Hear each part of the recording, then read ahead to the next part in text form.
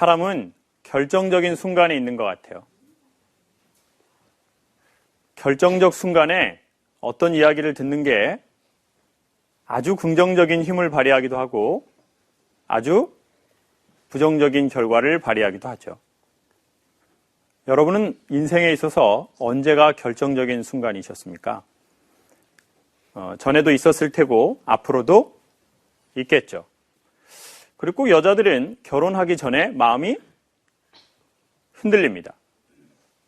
과연 이 결혼을 정말 해야 할까? 전에도 했었는데 또 해야 할까? 직장 가다가 도망을 가버릴까? 그런 삶의 요소마다 결정적 순간이 있는 것 같아요. 사업을 여기서 접을까? 그리고 다시 그냥 직장 생활을 할까? 강의는 그만하고 싶다. 사람 상대하는 건 그만해야지. 뭐 그런 결정적 순간들이 있지 않습니까? 저는 제 결정적 순간에 누가 있었나 봤더니 군대에서 사귀었던 여자친구가 있었던 것 같아요. 저는 이제 공고를 나와서 이제 해병대를 갔는데요. 군대에서 여자를 소개받았습니다. 까진 거죠. 그게 어떻게 된 거냐면 옛날에 그 노래책에 뒤에 펜팔란이 있었습니다. 근데 거기서 이제 펜팔을 했는데 그 친구가 자기 친구를 데리고 왔는데 어떻게 그 친구하고 사귀게 된 겁니다. 그리고는 그 친구는 초등학교 선생님이었습니다. 그러니까 제가 되게 한심해 보이는 거예요. 여자는 초등학교 선생님, 저는 공고 나와서 그냥 군대 오네. 그러니까 이제 그 부모님이 좋아하실까요? 싫어하실까요? 싫어해요.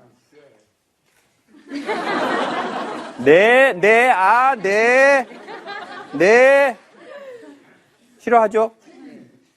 자기 딸은 인천교대 나와서 선생님인데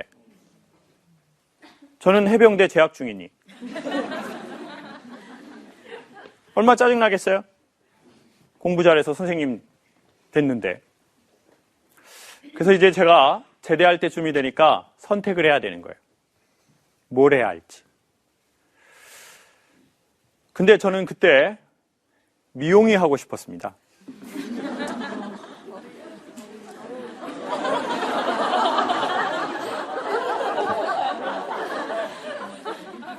보통 이런 얘기를 하면 강사님 지금 일이 참 좋아요 라고 해야 되는데 잘 어울릴 것 같아요.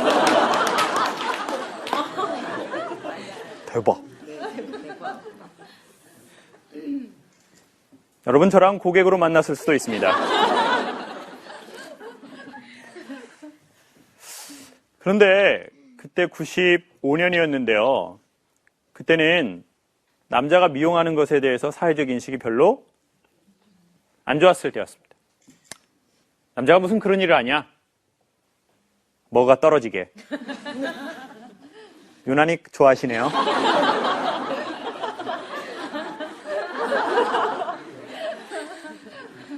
뭐가 떨어지는지는 모르겠지만 아무튼 떨어진다고 안 좋아하셨습니다.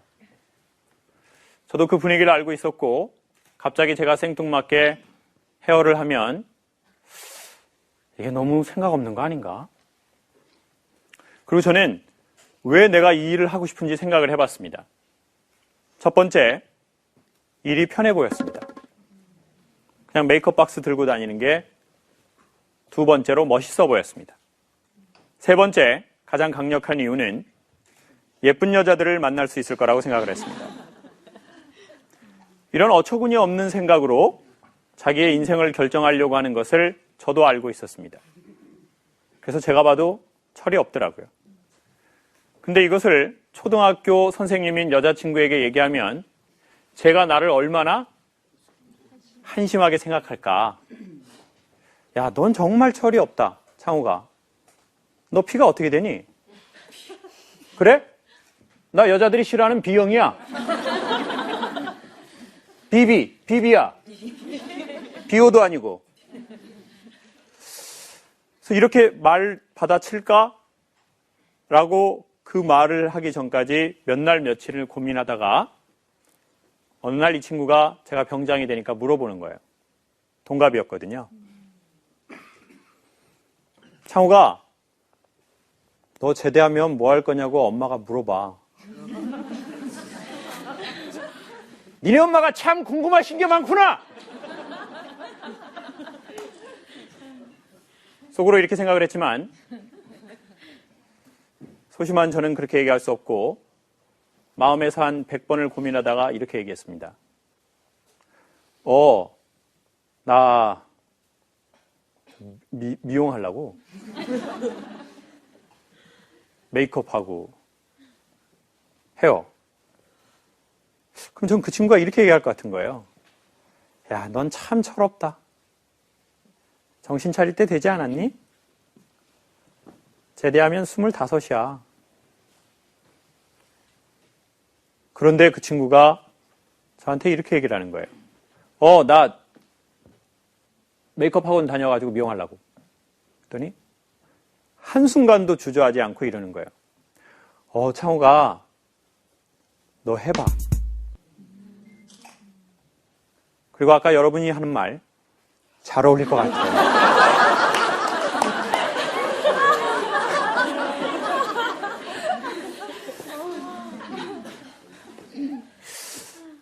기분이 좋은 게 아니라 좀 얼떨떨하더라고요. 그래서 속으로 이런 마음이 들었어요. 나도 나를 안 믿는데 얘가 나를 믿네. 태어나서 누군가가 나를 처음으로 믿어준다는 느낌이었어요.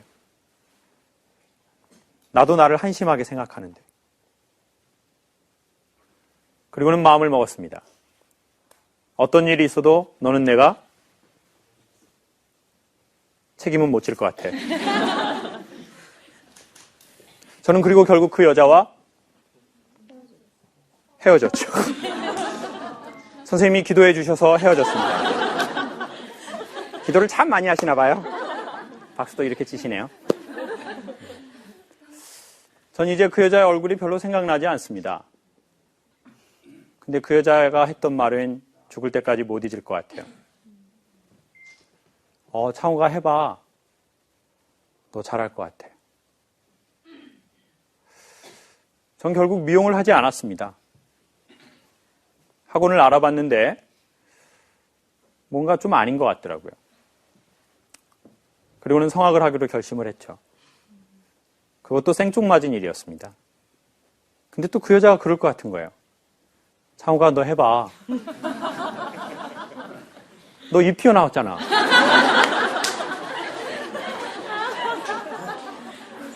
너 노래 잘할 것 같아. 그러다가 또 제가 합창단을 다니다가 갑자기 강의를 하겠다고 했는데 아무도 저를 안 믿는 거예요.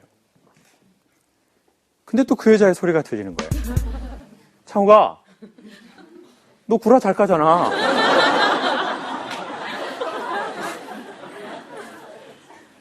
너 나한테 친 구라만 해도 얼마야. 한번 해봐. 너 잘할 것 같아.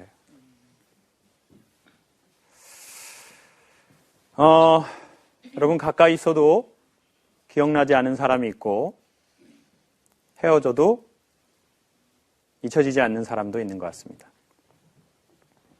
근데 정확하게 얘기하면 전 그 친구의 얼굴이 기억나는 게 아니라 그 친구가 저한테 대해줬던 느낌과 그 짧은 대사가 기억납니다. 여러분은 인생의 결정적인 순간에 어떤 얘기를 들으셨습니까? 그리고 나는 그 얘기를 듣고 지금의 내 인생이 이 방향으로 왔다라는 분이 있으실 거라고요. 힘든 날이 오면 뇌가 살아남고 싶어서 초당 사진을 여러 장 찍어서 시간을 늘린답니다. 그래서 힘들 때 한마디가 오래 가는 거래요. 그리고 그때 우리한테 해준 그 말이 우리의 평생을 긍정으로도 부정으로도 이끌 수도 있답니다. 그래서 우리도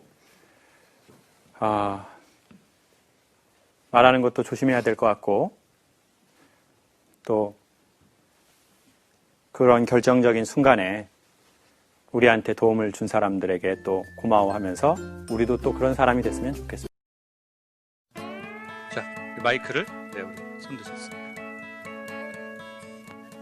네, 앉아서 하셔도 돼요. 안녕하세요. 320회까지 포프리쇼 보고 나왔습니다. 네. 마이크를 가까이 하시고 예. 저분처럼 볼륨을 올리지 마시고 그냥 저쪽에서 볼륨을 좀 올려주시면 좋겠어요. 네, 세바시도 봤는데 네. 포프리쇼가 가장 선생님께서 애착을 가지시고 가장 자기를 많이 보여주시고 사람들을 따뜻하게 배려해 주셔서 저도 가장 좋아합니다. 네, 사장님도 좋고요. 네. 자, 이런 얘기는 이제 하지 마세요. 네, 뭐 많이 감사합니다. 봤습니다. 네. 좋습니다. 하지 말고 네. 뭐 다른 걸로 주든지 네. 직접 이렇게. 제가 구체적으로 오늘 강연 들으시면서 어떤 게 딱 얘기하시고 싶으셨어요? 제가 작정을 하고 나왔는데 아. 그거랑 저랑 너무 연결이 지금 트라우마랑 연결이 돼서 그래요. 너무 어렸을 때부터 트라우마가 많이 그 외부 환경에서 많이 생겼고 상처가 되게 많은 삶이고 살았거든요. 좋아요. 선생님에게 어떤 그 충격적인 그거는 뭐였어요? 되게 짧게. 그래서 어떻게 선생님이 뭔가를 받들고 사는 것 같아요?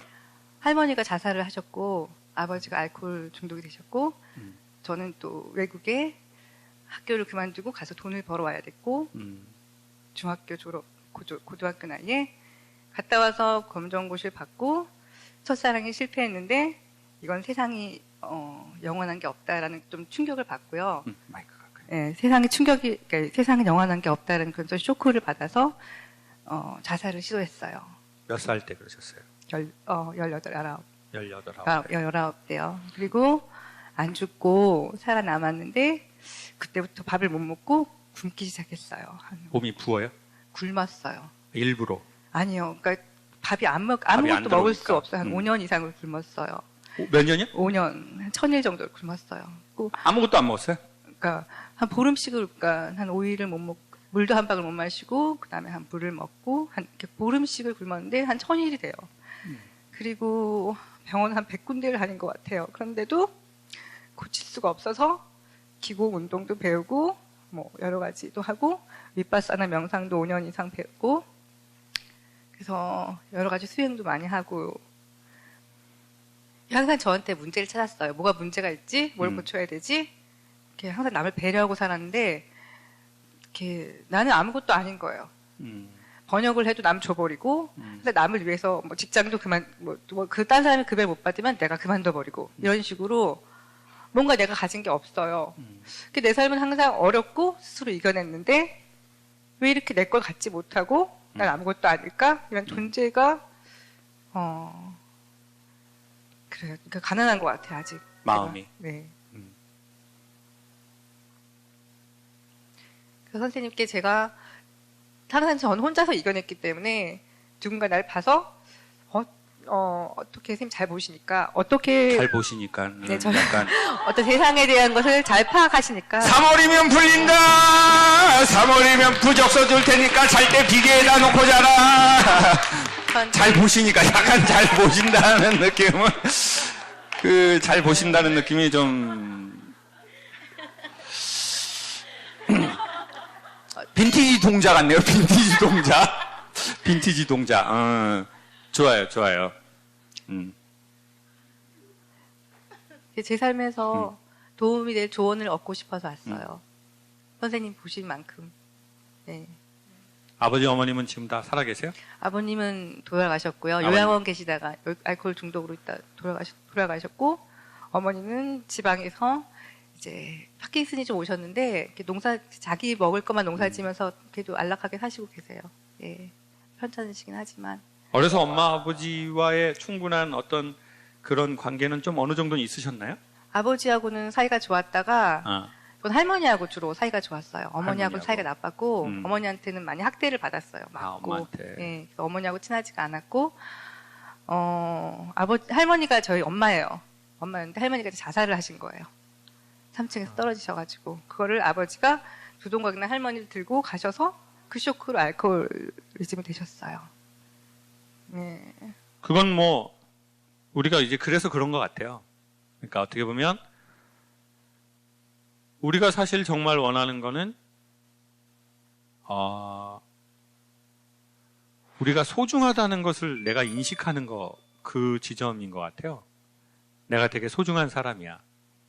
근데 그 소중함이 내가 번역을 잘해서 소중한 것도 아니고 내가 어려운 환경임에도 불구하고 어떤 좋은 학교를 나오게 됐고 성과를 내어서 소중해지는 게 아니라 그냥 그 할머니는 내가 번역을 잘해서 나를 예쁘게 본 게 아니잖아요. 할머니가 내가 엄청 예뻐서 나를 예쁘게 본 게 아니라 할머니는 그냥 사랑이 내 존재에 대한 사랑이 있었으니까 나를 예쁘다고 한 거잖아요. 우리 여성분들 그러죠. 막 여러분을 사랑하는 누군가가 우리 딸 예쁘다. 너 왜 이렇게 말랐니? 근데 진짜 마른 게 아니란 말이에요. 그건 할머니 눈에 말라 보인 거예요. 왜? 사랑하니까. 근데 어느 날 우리는 알게 되죠. 우리 딸이 세상에서 제일 이뻐라고 그랬는데 여대에 오니까 자기가 제일 구려. 제일 구리고 난 살도 찌었어. 근데 왜 우리 할머니는 나한테 예쁘다고 그러고 더 먹어라 더 먹어라 너 진짜 바람 불면 날아간다. 태풍이에요? 왜 그런 식으로 말을 했는지 이해가 안 되는데 그거는 너무 단순한 거잖아요. 내 존재가 사랑스러우니까 나를 예쁘게 보신 거예요, 실제. 근데 우리는 그 본질에 대한 사랑에 대한 적절한 어렸을 적 모유 수유처럼 적절한 그 정서적 그게 모자라면 자꾸 내가 뭔가를 해서 사랑을 받거나 인정을 받고 싶어 하는 마음이 자동적으로 생기는 것 같아요. 그래서 저는 이렇게 추천드려요. 첫 번째, 할머니에게 충만한 사랑을 받으셨다면 그 사랑을 다시 기억하고 향유하면 좋겠다. 저는 여러분 인간이 어떤 향기를 맡을 때 과거가 생각나는 게 있거든요. 그렇죠? 낯선 남자에게서 그 새끼의 향이 느껴지면은 갑자기 기분이 멜랑콜리해지면서 과거의 그 시점으로 내가 들어가 버리는 거 느끼죠? 네. 그리고 최소 몇 분, 몇 시간, 며칠까지도 영향을 받아요. 전 개인적으로 엄마 아빠가 싸우기 전에 저에게 좋은 추억이 뭐였냐면요. 해남이 본가였기 때문에 그러니까 제가 우리 엄마 아빠가 사이가 안 좋다는 걸 알기 전에 아버지가 저를 데리고 제사를 지나러 해남에 논을 갔었어요. 근데 그때 그러니까 내 스크러치가 하나도 없었던 때 그때 생각이 나요. 그래서 그때는 제주도에서 목포 완도로 갈 때 배를 타고 갔고 거기서 배를 한 번 더 갈아탔는데 그때 배에서 배로 이동했던 기억. 그래서 제가 배를 살까 해요. 그래서 타볼까? 그런 생각도 하게 되더라고요. 그러니까 할머니하고의 좋았던 그 추억을 유발할 수 있는 장소, 추억의 어떤 뭐가 있을 거거든요. 선생님만의. 그런 것에 이제 그게 선생님을 과거의 그 시간으로 연결해주는 어떤 매개체가 될 거예요. 그건 선생님만의. 제가 써줄 수 있는 부적은 아니에요. 그러니 각자의 그 매개체를 찾아보고 할머니의 사랑을 충분히 느끼면 좋겠다. 내가 무언가를 잘하지 않아도 받아들여졌던 그 느낌. 그냥 내 존재로 내가 받아들여졌던 그 느낌. 그럴 때 인간은 영혼의 고향에 딱 앉게 되거든요. 그러지 않으면 계속 집을 찾아서 헤매일 거거든요. 그리고 나중에 결국 그 추억은 왜 필요하냐면 선생님 자체의 자양분을 공급하기 위해서 필요합니다. 그래서 선생님 안에 있는 그 아이가 정서적으로 어른이 되면 선생님의 정서적 어른이 선생님의 정서적 아이를 멋쩍지 않게 딱 받아주는 날이 찾아올지도 모릅니다. 만약 그런 날이 온다면 제 책 100권 사주세요. 스님을 이기고 싶어요. 해민 스님. 비슷한 유형이 있으실지도 모릅니다. 네. 그때 우리가 마음이 흔들릴 때 우리는 강력한 에너지를 가진 자에게 이렇게 빨려들어 버리거나 그 사람에게 몰입하거나 그 사람에게서 반사되는 빛을 너무 추앙할지 몰라요. 그러니까 이단이 나오는 거예요. 상처 많은 나라에서 이단 나오는 거예요. 왜 말도 안 되는 에너지에 사람이 현혹되겠어요? 건강한 사람은 그러한 에너지에 필요 이상으로 현혹되지 않아요. 그러면 왜 이러한 장르들의 그 무엇은 필요하냐면 나 홀로 있을 때 균형 잡힌 상태를 위해서 이러한 것이 필요한 거지 이것을 위해서 이것이 필요한 건 아니라는 거죠. 오늘은 무거운 분들이 와서 단계가 있는 얘기가 나가는 것 같습니다. 비속어도 잘 안 쓰게 되고. 좋죠? 비속어 안 쓰니까요. 네? 저도 이제 영어만 쓸 거예요. 네. 박수 한번 하시죠.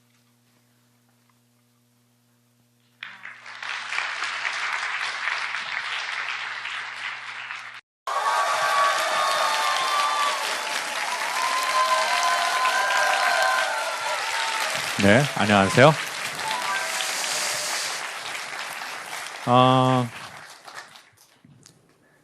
제가 이제 강연하는 일을 하면서 제가 다른 일을 하나 또 하고 있어요. 방송에도 살짝 나갔지만 제가 빈티지 가게에 사이드로 참여해서 일을 하고 있어요. 모르셨죠? 알았는데도 안 사셨어요? 그냥 강의만 듣고 좀 그러면 사줘야 되는데. 자, 그래서 이제 그 가게 이름이 수박 빈티지예요. 수박 빈티지.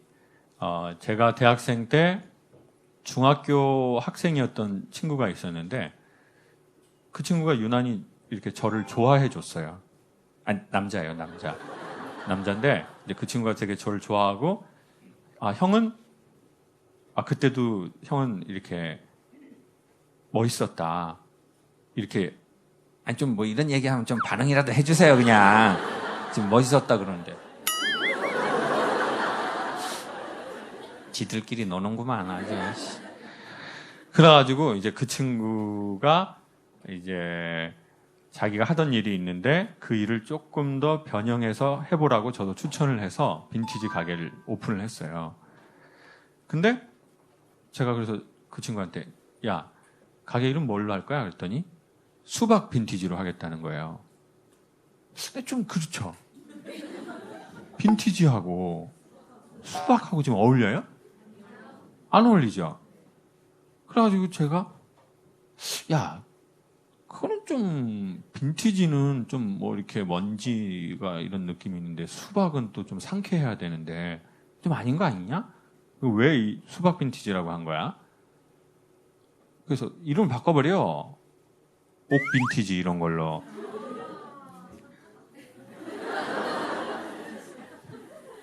자, 이렇게 강의하도록 하겠어요. 저도 호응하지 않는 사람하고 하고 싶지 않아요. 저도 저 좋다는 사람하고 하고 싶어요. 네. 그랬더니 이 친구가 그냥 되게 단순하게 이러는 거예요. 대단한 뭐가 있어서 그런 게 아니고 제가 보기에 이 친구가 되게 좋은 친구고 제가 좋아하는 친구인데 이 친구는 본인이 아니라고 하는 것에 대해서 딱 이러는 게 있어요.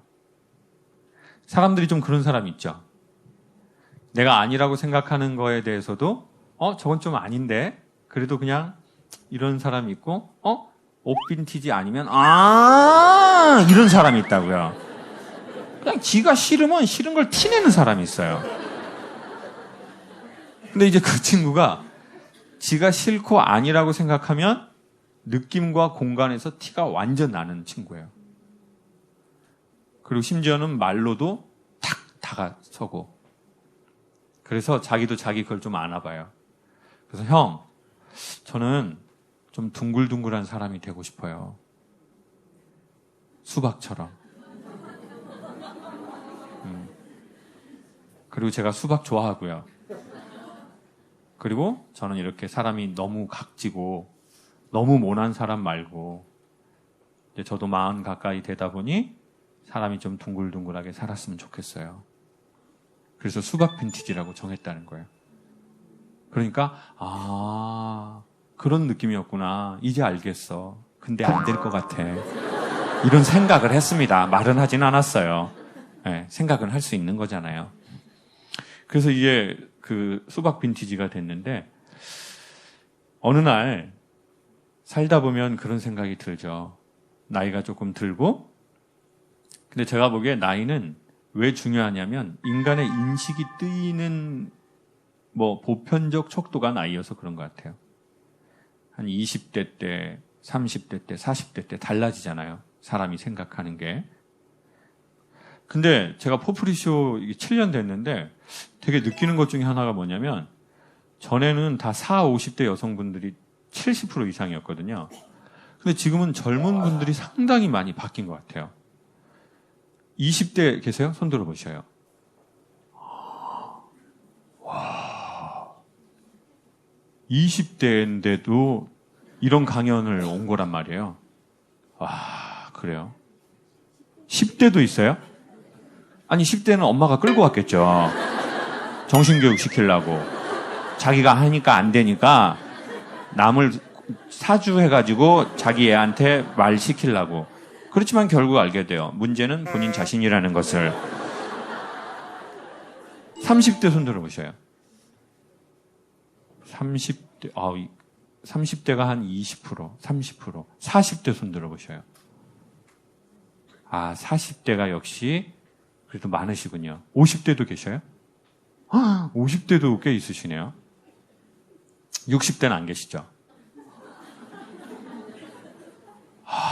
그래요. 그러니까 지금 제일 많은 연령대가 3, 4, 50대, 그리고 20대도 늘어났잖아요.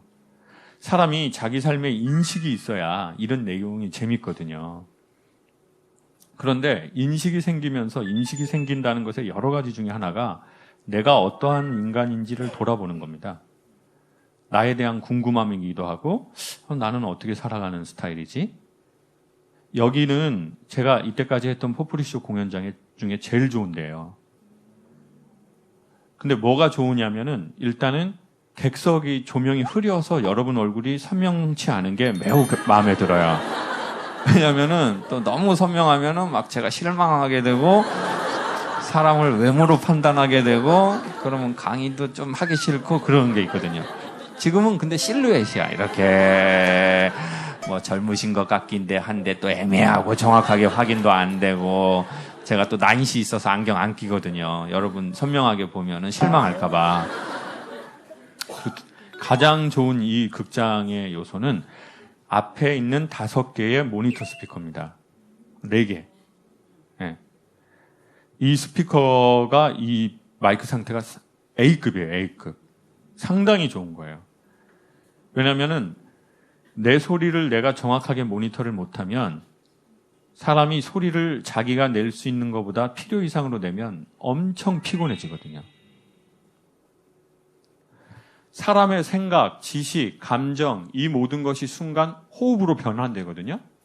폐에서 나오는 양, 느낌, 호흡, 바람이 성대를 걸쳐서 나오는 게 소리예요. 그래서 사람들은 소리를 들을 때 내용과 함께 더 강력하게 듣는 것은 이 바람의 느낌이에요. 바람이라는 것은 라틴어로 동의어가 있는데 영혼, 숨결, 마음 뭐 이런 뜻이에요. 그러니까 결국 우리가 소리를 통해서 상대방의 뭐를 느끼는 거예요? 마음 또는 영혼, 그리고 저 사람이 나에 대한 자세와 태도. 그걸 인간이 고도의 동물이니까 메시지로만 듣는 게 아니라 그 사람의 소리의 느낌에서 그걸 느끼는 거죠. 그런데 제가 왜 이 말을 장황하게 설명하냐면은 사람이 내가 누군지를 알지 못하면, 내가 내 소리가 모니터가 안 되면 소리를 막 되게 크게 한다고요. 그러니까 자기 영혼을 막 쓰는 거예요. 이게 영혼이 엄청 힘든 거예요. 진짜 골수가 빠져나가요. 그런데 이 극장은 아주 좋은 마이크와 모니터 스피커가 있기 때문에 제가 무리를 하지 않게 되는 거예요. 상대적으로. 그러면 오래 갈수록 유리해져요. 근데 이거를 모르면은 여러분이 우리가 막 열정이 있어서 막 그때는 장사하고 그때는 사업하고 그때는 막 그리고 나서 집에 와가지고 어떻게 돼요? 지쳐서 쓰러지고 막 진짜 뭐가 다 빠져나가는 것 같고 그러니까 자기 삶이 모니터가 되는 건 매우 중요하다는 거예요. 그리고 이런 강연은 자기 삶에 관심이 있는 사람들이 보통 오시는 거죠. 그리고 그 관심이 있는 사람과 그 사람과 연관된 안 오고 싶은데 그 관심 있는 사람이 너도 네 삶에 관심을 가져야 된다. 예? 그래가지고 전도를 강제로 해가지고 여기 오신 분 여기 뭐 피라미드인가 하고 뭐 여기 지하에 뭘 파는 거야? 이거 뭐 샴푸야 뭐야? 이거 그런 분들 소수. 자 그런 분들 손 들어보세요. 난 솔직히 내가 오늘 오고 싶어서 온 게 아니라 나 지인이 막 오자고 해가지고 나 진짜 왔다. 손 들어보세요. 손들 번쩍 한 몇 분인지 알고 싶어요. 그러니까 지금도 계속 저를 이렇게 본다고요. 그러니까 웃어도 막 다른 사람들은 막 아하하하 이렇게 웃는데 웃고 나서 빨리 원래대로 돌아오고 뭐 괜찮아요. 그리고 저 그렇게 나쁜 사람 아니에요. 네, 또 세금 잘 내고 있는 사람이에요. 자 그러면 어느 날 내가 나를 돌아보는 것 중에 하나가 뭐냐면 내가 너무 각진가? 이런 마음이 드는 거예요. 난 너무 각진 사람인가? 삶에 대해서, 사람에 대해서. 근데 그 각진 것 중에 하나가 제가 뭐냐면 난 이건 안 해. 이런 게 제가 좀 있어요. 무의식적으로. 난 그건 안 해.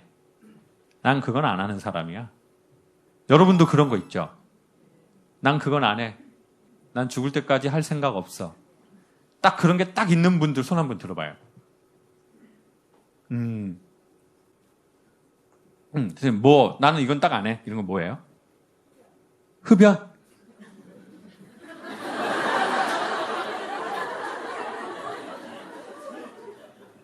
왜요? 냄새가 싫어서? 기침이 나와서. 에? 해봤네. 옆에서 해봤네. 씨발. 전자담배는 괜찮아요. 요즘에 여성분들 많이 바꾸셨더라고요. 전자담배로. 저는 뭐가 있냐면요. 난 골프는 안 해. 이런 게 있어요. 그래서 저도 생각을 해봤어요. 나는 왜 골프를 안 하는 걸까? 그리고 제 마음에 약간 그런 게 있는 거예요. 난 안 해. 이렇게. 골프. 약간 이런 자세와 느낌이 있어요. 골프. 약간 이런. 골프에 대해서 뭐가 있는 것도 아닌데요. 그래서 이걸 왜 생각하게 됐냐면, 그 내 멋대로라는 프로 보셨어요? 그 내 멋대로에서 이승철 씨가 본인이 대부도에 이렇게 좀 관련 있는 골프장이 있는데, 저보고 너 골프해? 이러는 거예요. 그래서 제가 그랬죠. 안 해요, 저. 이렇게. 왜 안 해? 했더니. 왜 해야 돼요, 골프를? 열심히 살아왔는데. 그러니까 이제 형이 저번에도 얘기 들었나 모르겠지만, 하라는 거예요. 창아, 너 골프를 해. 그리고 너 하면은 내가 너 머리 올려줄게. 저는 그날 머리 올려준다는 표현을 처음 들었어요.